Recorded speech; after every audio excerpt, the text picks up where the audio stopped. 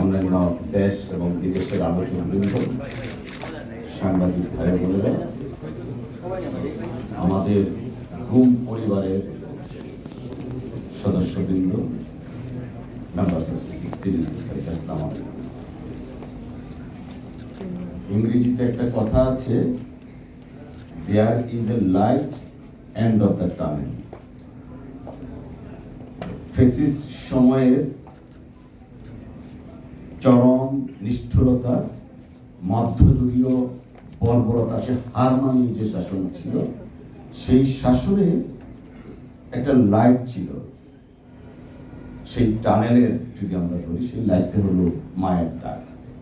তো আজকে এই মায়ের ডাক যে প্রোগ্রামটা, আজকে এই দিবসটা পালন করতে যাচ্ছে, যে কারণে আমি বললাম there is always a light end of the tunnel.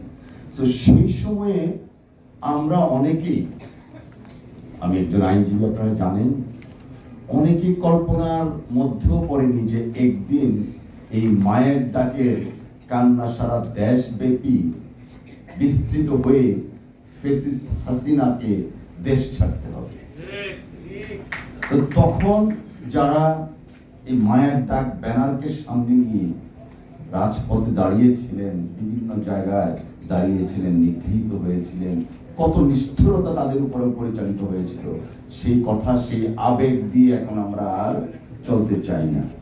এই মায়ের ডাকের একদম প্রথম থেকে অদ্য পর্যন্ত একজন সাক্ষী আজকের মাননীয় প্রধান অতিথি।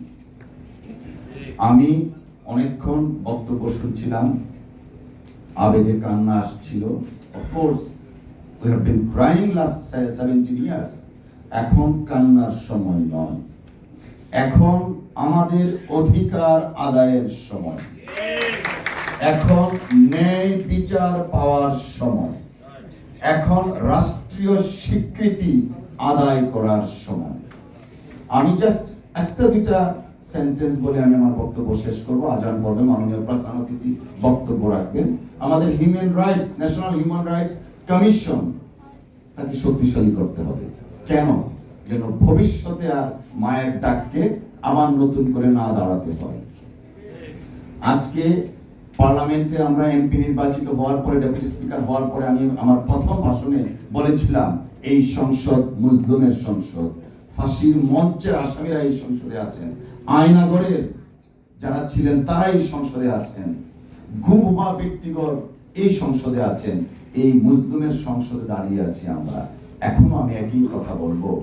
আজকে আয়নাঘরের একজন সদস্য এখানে আছেন মাননীয় সংসদ সদস্য হিসাবে, মায়ের ডাকে নেতৃত্বে ছিলেন তিনিও সংসদ সদস্য আছেন, গুম হওয়া ফুকন সাহেব আছেন, আরেকজন আছেন। এই যে সংসদ, এই সংসদে এই গুম পরিবার, ক্রসফায়ারে যাওয়া পরিবারগুলোর জন্য একটা স্পেশাল সংসদীয় কমিটি গঠন করা যেতে পারে। আমার মনে হয় যারা ভিকটিম আছেন এবং মেম্বার অফ পার্লামেন্ট আছেন, তারা অফকোর্স অন্যান্য মেম্বার অফ পার্লামেন্টের সাথে কথা বলে সংসদে একটা সংসদীয় স্পেশাল কমিটি করতে হবে। কেন? আমাদের নূর খান সাহেব একটু আগে যে কথাগুলো বলে গেছেন, আমরা ন্যায় বিচার চাই। ন্যায় বিচার সুনিশ্চিত করার জন্য ট্রাইব্যুনালের সংখ্যা বাড়ানোর দাবি আসছে, বাজেট বাড়ানোর দাবি আসছে। প্রত্যেকটা জিনিসকেই আমরা কিন্তু মনে রাখতে হবে, এই বর্তমান সরকার এই গুম, হত্যা, নির্যাতন, ক্রসফায়ারের উপর দাঁড়িয়ে এই সংসদ, এই সরকার।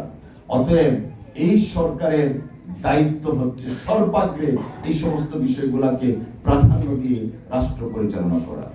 ডেমোক্রেসির বিউটি হচ্ছে একজন নীতির সাথে বিরোধিতা করা। অফকোর্স পার্লামেন্টারি ফর্ম অফ গভর্নমেন্টে, পার্লামেন্টে যারা ক্রিয়াশীল রাজনৈতিক দল আছেন, তাদের মধ্যে নীতির প্রশ্নে, রাষ্ট্র পরিচালনার প্রশ্নে কনস্ট্রাকটিভ ক্রিটিসিজম থাকবে, বিতর্ক থাকবে। বাট আমি একটা আহ্বান জানাবো, ফ্যাসিস্টের বিরুদ্ধে আপনাদের সকলকে ঐক্যবদ্ধ থাকতে হবে, কারণ বাংলাদেশ যেন আবারও কখনো কোনো সময়ে ফ্যাসিস্টের মুখোমুখি হতে না হয়, সেই জন্য সবাইকে আমরা ঐক্যবদ্ধভাবে কাজ করব।